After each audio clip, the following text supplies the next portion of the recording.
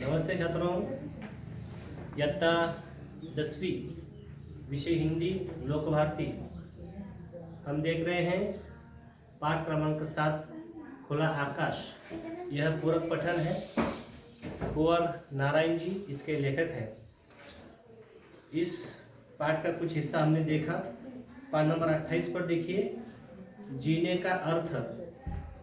यह छोटा सा अनुभव जो है उनका उन्होंने अपने डायरी में लिखा है।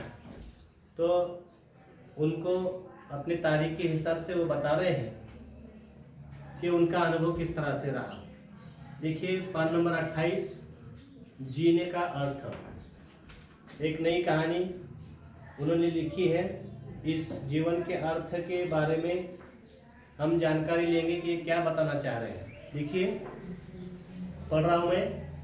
बुढ़ापे का केवल यही अर्थ नहीं कि जीवन के कुछ कम वर्ष बचे हैं। यह तथ्य तो जीवन के किसी खंड पर भी लागू हो सकता है। बचपन, यौवन, बुढ़ापा। खास बात है, जो भी वर्ष बचे हैं, जब तक जीवित और चैतन्य हूँ, जिंदगी को क्या अर्थ दे पाता हूँ या अपने लिए उससे क्या पाता हूँ। ऐसा कुछ जिसका सबके लिए कोई महत्व है। लगभग इसी अर्थ में मैं साहित्यिक चेष्टा और जीवन चेष्टा को अपने लिए अविभाज्य पाता हूँ। 75 का हो रहा हूँ, यानी जीने के लिए अब कुछ ही वर्ष बचे हैं, लेकिन जीना बंद नहीं हो गया है। यह एहसास कि मृत्यु बहुत दूर नहीं है, उम्र के किसी भी मोड़ पर हो सकती है। ऐसा हुआ भी है मेरे साथ। तब हो या अब, यह सवाल अपनी जगह बना रहता है कि जीवन को किस तरह जिया जाए, सार्थकता से, अपने लिए या दूसरों के लिए।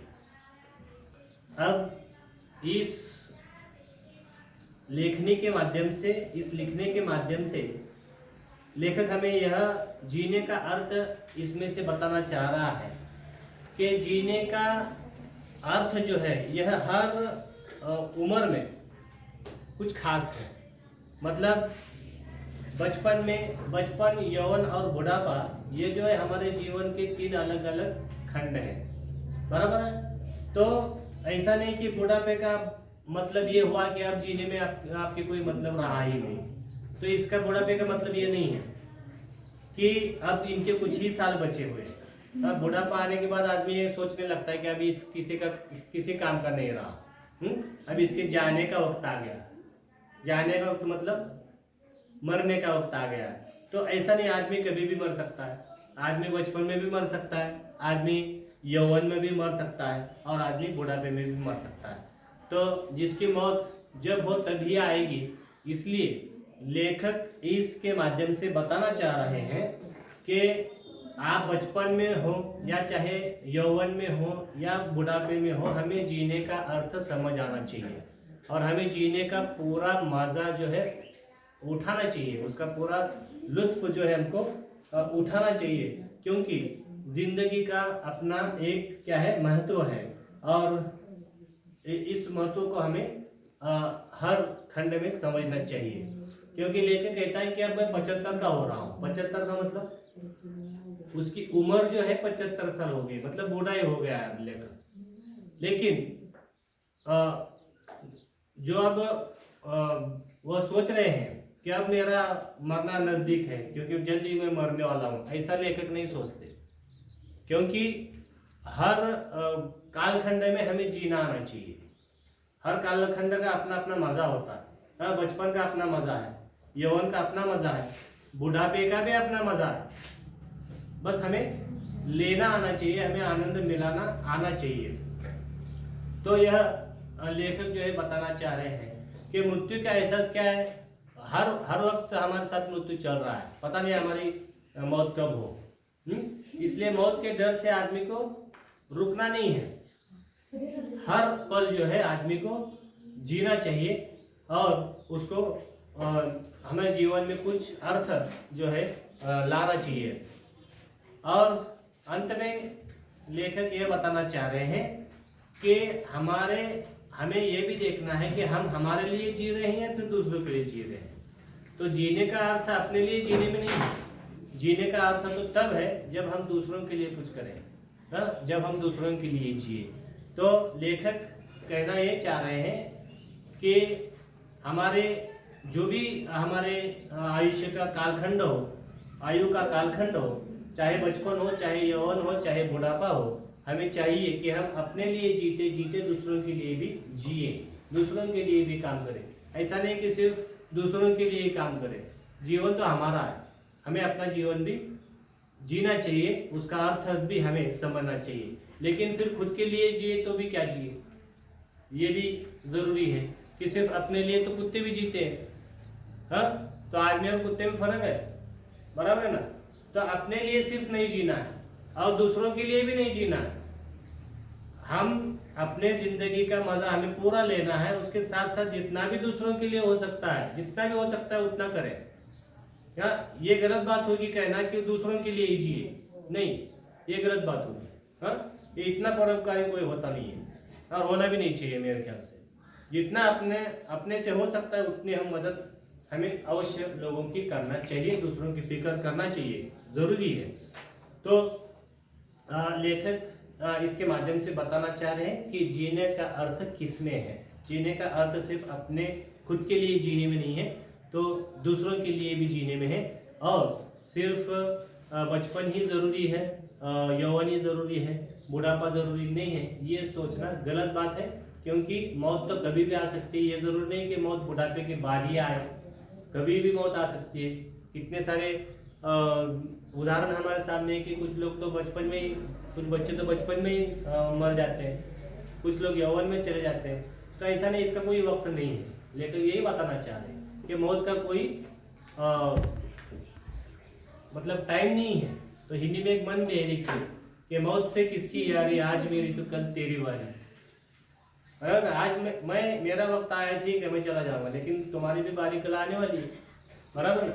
तो सबको जाना एक दिन, तो इसलिए उसको सहज लेना चाहिए हमें, उसका टेंशन लेने की कोई जरूरत नहीं, वो तो आएगी वक्त पर। हाँ, किसी भी क्षण वो आने वाली है। लेकिन हमें चाहिए कि हर लम्हा जो है, हर क्षण जीवन का हमें जीना चाहिए। और इसके लिए हमें जीवन का अर्थ समझ आना चाहिए कि हम अपने लिए भी जिए और अपने लिए जीते जीते हम दूसरों की भी मदद करें, दूसरों के लिए भी जिए। तो यह है जीवन का अर्थ। आगे देखिए, दिल्ली में रहना। दिल्ली शहर में घर ढूंढ रहा हूँ। शहर जैसे एक बहुत बड़ी बस, सवारियों से लंद-फंद, हर वक्त चलायमान। दिल्ली में रहने का मतलब कहीं पायदान बराबर 2 कमरों में 2 पांव टिकाकर किसी तरह लटक जाओ और लटके रहो उम्र भर। जिंदगी का मतलब बस इतना ही कि जब तक बन पड़े लटके रहो, फिर धीरे से कहीं भीड़ भाड़ में गिर जाओ। 12 जून 2003 में यह पन्ना जो है उन्होंने डायरी का लिखा है। देखिए कि दिल्ली में रहना, कह रहे हैं कि दिल्ली शहर में घर ढूंढ रहा हूँ। लेखक कह रहे हैं कि मैं दिल्ली में आया हूँ और दिल्ली शहर में रहने के लिए मैं मकान ढूंढ रहा हूँ, घर ढूंढ रहा हूँ। अब दिल्ली को हम पहचानते हैं कि इतनी सारी वहाँ पर इतने सारे लोग हैं। तो लेखक कह रहे हैं कि जैसी बहुत बड़ी बस है वो। हाँ, अब देखिए इतने सारे शहर में इतने सारे लोग हैं, तो इतने सारे लोग होने के बावजूद कोई रुकता नहीं है वहाँ पर। हाँ, सारे भाग रहे हैं, अपने अपने काम के लिए सब अपने काम में लगे हुए हैं, सब अपने अपने तरह से भाग रहे हैं। तो लेखक कह रहा है कि ये कोई शहर नहीं, ये तो बड़ी बस है, जो चल रही है हमेशा। तो लेखक कह रहे हैं कि दिल्ली में रहने का मतलब यही है, पायदान बराबर 2 कमरों में 2 पांव टिकाकर किसी तरह लटक जाओ और लटके रहो उम्र भर। तो मतलब यह है, इस लिखने के माध्यम से कवि लेखक यह बताना चाह रहे हैं कि इतना भी रश क्यों ना हो, सब लोग चलते रहते हैं, सबको चलना चाहिए और सबको अपना अपना जीवन जो है अच्छी तरह से बिताना चाहिए। क्योंकि यहाँ तो बहुत रश हो रही है दिल्ली जैसे शहर में, और सबके अपने अपने काम पड़े हुए हैं। तो जिंदगी का मतलब बस इतना ही है कि जब तक बंद पड़े लटके रहो और फिर धीरे से कहीं भीड़ भाड़ में गिर जाओ। तो यह दिल्ली में रहना मतलब पूरे लोगों में रहना, बड़े लोगों के बीच में रहना, यह बता रहे हैं सर, यह बता रहे हैं लेखक इस लेखक के माध्यम से। तो हमने देखा कि जीने का अर्थ और दिल्ली में रहना, यह इस पर हमने आज स्पष्टीकरण दिया और हम इसे समझने की कोशिश कर रहे हैं। तो आपके लिए स्वाध्याय यह है कि हमें 10 लाइन जो है शुद्ध लेखन लिखना है और इसमें जो भी नए शब्द हमें पढ़ने में आते हैं जिसके अर्थ हमें मालूम नहीं है, पता नहीं है, तो इसको एक कागज़ पर लिखिए और इसका फ़ोटो निकाल के अपने व्हाट्सएप ग्रुप पर भेज दीजिए ताकि उसको हम देख सकें और उसके उत्तर जो है या उसका फिर समानार्थी शब्द आपको बता सके, या फिर इंटरनेट के माध्यम से भी आप इसका अर्थ जो है ढूंढ सकते हो। तो यह स्वाध्याय करिए और 1 से 2 बार तक इस पाठ को फिर से दोबारा पढ़िए और इसको खुद ही समझने की कोशिश करें। तो रुकते हैं यहाँ पर। धन्यवाद।